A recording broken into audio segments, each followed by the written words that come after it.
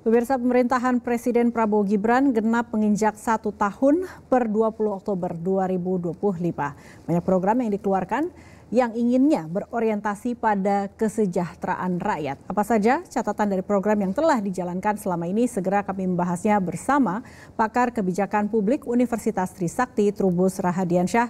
Terima kasih Pak Trubus telah bergabung bersama Jawapos TV. Iya, sama-sama Mbak. Langsung saja, bagaimana Anda melihat arah kebijakan publik pemerintahan Prabowo Gibran selama 1 tahun kebelakang? Iya, 1 tahun ini saya lihat program-program pemerintahan Prabowo Gibran mengacu kepada visi Astacita, ya, Astacita yang kemudian dituangkan di dalam kebijakan prioritas. Yang pertama adalah MPG, kemudian ada Operasi Merah Putih, kemudian ada cek kesehatan gratis, kemudian ada sekolah rakyat dan sekolah Garuda, yang semuanya program-program itu diarahkan untuk meningkatkan derajat masyarakat miskin.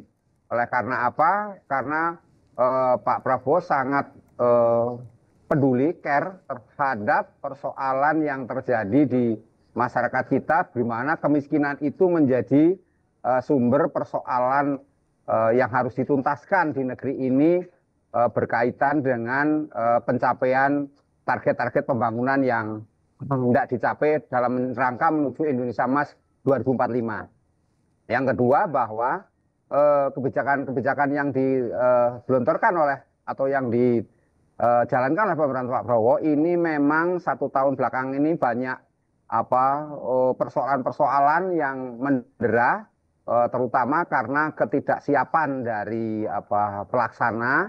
Misalnya kalau MPG adalah pelaksana itu Badan Gizi Nasional. Kemudian untuk sekolah rakyat itu diselenggarakan oleh Kemensos. Nah, kemudian juga cek kesehatan gratis oleh Kementerian Kesehatan. Dan ada juga program sekolah Garuda yang juga digunakan oleh Kementerian Sosial. Nah, saya melihat mereka ini lembaga kementerian ini belum siap secara infrastruktur maupun secara SDM sebenarnya, yang dimana kemudian Pak Prabowo ini menghendaki agar segera dieksekusi, sehingga yang muncul di publik adalah bahwa kebijakannya kurang terencana dengan baik, kemudian ada kecenderungan seperti terburu-buru, dan dalam hal ini kemudian sasarannya seringkali belum tepat sasaran, begitu. Jadi dalam hal ini memang terlepas dari itu semua, selama 1 tahun ini keunggulan dari Pak Prabowo adalah berhasil mengeksekusi program-program itu yang pada prinsipnya biasanya itu membutuhkan waktu 1 tahun untuk melakukan kajian dulu, tetapi ini Pak Presiden Prabowo kemudian langsung saja mengeksekusi, bahwa di dalam selama implementasi itu berlangsung ada banyak persoalan, itu dibenahi sambil berjalan. Oleh karena memang kementerian lembaga yang ditunjuk untuk melaksanakan itu seringkali ada lembaga yang masih baru seperti Badan Gizi Nasional yang sebenarnya belum siap secara struktur maupun secara infrastruktur, ya, dan juga secara SDM-nya, Mbak. Itu yang memang belum siap, sehingga yang terjadi masih banyak persoalan-persoalan, termasuk di dalamnya ada makanan-makanan yang kategori mungkin tidak disukai anak-anak sekolah. Kemudian juga ada yang keracunan yang belakangan ini cukup ramai juga. Kemudian juga ada yang lain-lain seperti ada belatung, ada makanan basi, makanan yang kemudian distribusinya terlambat dan sebagainya. Jadi ini persoalan-persoalan menurut saya lebih kepada kekurangpahaman daripada implementator di lapangan terhadap maksud tujuan mulia dari Bapak Presiden Prabowo Subianto dan Prabowo Gibran, Mbak. Jika kita soroti pembenahan eksekusi dan juga infrastruktur dengan trajektori yang sudah berjalan 1 tahun, menurut Bapak, apakah setahun ke depan ini bisa efektif dan sempurna dalam pelaksanaannya? Saya melihat tahun depan masih sama, belum banyak perubahan yang signifikan, kecuali memang ada peningkatan, Mbak. Tetapi misalnya untuk program MBG itu kan targetnya sebenarnya tahun ini kan 82,9 juta. Tetapi sampai hari ini baru tercatat sekitar 50 juta. Sehingga memang masih jauh. Di satu sisi kemudian serapan anggaran juga masih rendah sehingga yang terjadi memang pemerintahan Pak Prabowo ini lebih dihadapkan kesulitan-kesulitan ketika implementasi di lapangan target-target itu tidak bisa dicapai secara cepat. Yang kedua bahwa tahun 2026 kalau lihat misalnya MBG itu ditetapkan anggarannya 335 triliun.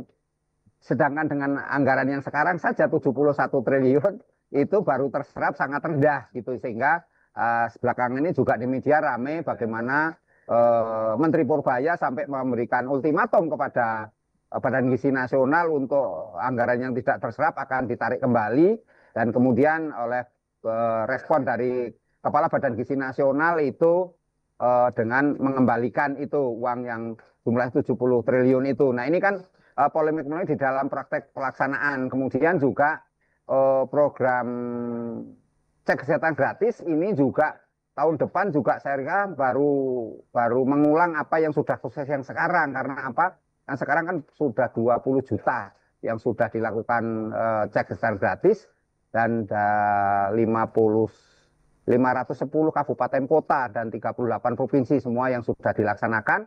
Akan tetapi di situ ada hal yang menarik bahwa masyarakat kita ini ditemukan satu bahwa mereka yang kategori masih bayi itu banyak dijumpai penyakit-penyakit sejenis berat badannya yang tidak sesuai, tidak proporsional dan penyakit lain. Kemudian yang kedua untuk balita dan pra sekolah itu kita jumpai anak yang kestunting, kurang gizi dan sebagainya. Kemudian yang ketiga untuk dewasa itu kebanyakan penyakitnya kurang gerak dan obesitas. Ini yang kita jumpai di lapangan. Dan yang terakhir untuk orang yang lansia itu juga mereka ini kurang gizi dan ada juga yang kategori penyakit diabetes dan kurang gerak juga. Nah, hal-hal temuan ini tentu kemudian tahun depan harus ada langkah eksekusi berikutnya. Artinya ada implementasi kebijakan yang bersifat lanjutan. Karena kalau tidak hanya teridentifikasi penyakit itu dan tidak ada langkah berikutnya, tentu ini akan menyebabkan nanti persepsi publik akan menganggap bahwa kebijakan itu selesai di situ. Padahal dengan mereka ditemukan penyakit-penyakit itu harus ada tindak lanjut seperti apa pengobatan gratis atau mereka harus dibawa ke rumah sakit. Nah, untuk daerah-daerah yang kategori 3T yang terpencil, terdepan, terluar ini atau masyarakat tertinggal, ini tentu pemerintah harus memikirkan bagaimana infrastrukturnya harus dilengkapi terkait dengan kesehatan karena ini kan termasuk kebutuhan dasar yang memang saat ini sangat-sangat mendesak sekali berkaitan dengan public health, misalnya untuk rumah sakit, dokter dan sebagainya, tenaga kesehatan seperti perawat dan sebagainya ini harus dilakukan secara cepat, Mbak, karena memang penyakit yang sudah diidentifikasi itu jumlahnya cukup beragam dan antisipasi juga terhadap datangnya penyakit-penyakit yang kemungkinan akan muncul sehubungan dengan mobilitas masyarakat kita yang tinggi dan antar wilayah, antar provinsi maupun antar negara. Sehingga potensi penyakit itu tinggi. Yang lain adalah sekolah rakyat. Ini juga program ini saya rasa akan mengalami pertumbuhan karena memang selama ini program ini masih rintisan, tetapi yang paling bagus dari program ini adalah memberikan ruang kepada orang miskin untuk bisa sekolah secara gratis. Dan yang perlu dipikirkan pemerintah adalah bagaimana kemudian kedepannya ini anak-anak yang orang tuanya kebetulan juga miskin itu bisa diberikan kompensasi sehingga mereka orang tua ini merelakan anaknya untuk sekolah rakyat ini kan sekolah asrama, Mbak, di boarding school sifatnya, sehingga tentu harus ada keikhlasan dari orang tua untuk memberikan ruang agar anaknya bisa sekolah dengan tenang di pondok ataupun di asrama itu. Akan tetapi kalau nanti tidak diberikan kompensasi yang baik, misalnya dikasih modal, ditambah bansos atau apa, saya khawatir itu akan menyebabkan nanti anak-anak ini akan kembali ke orang tuanya karena akan kepikiran orang tuanya yang kesulitan mencari nafkah sehari-hari. Nah, yang lain juga menurut saya penting untuk diperhatikan banyak kebijakan-kebijakan pemerintah yang baru misalnya terkait dengan magang nasional yang untuk fresh graduate itu untuk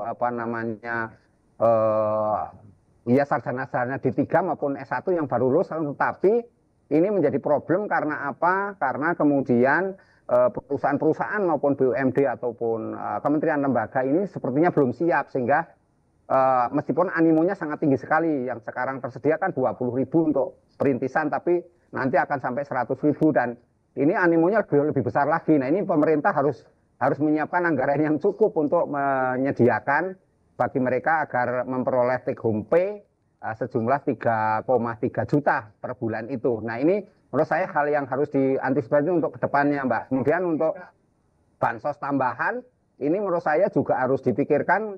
Sekarang kan hari ini kan udah cair itu yang 900.000 ya. Selain bansos-bansos yang sudah diterima sebenarnya ada bansos tambahan.